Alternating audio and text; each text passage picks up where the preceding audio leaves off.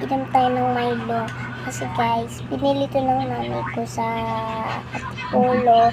Kasi nag-microwave sila. Yung aking kapatid ko lang ang sinama. Kaming dalawa ng mga kapatid ko. Isa na ate at bunso. Yun, naiwan lang sila. So guys, Milo pala to. Hindi ko alam kung champion or Milo. Siguro champion kasi iba yung lasa. Titikim na natin.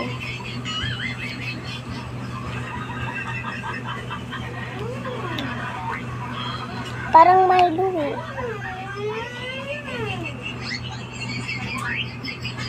Mami, ano to? Champion? Milo. Milo nga.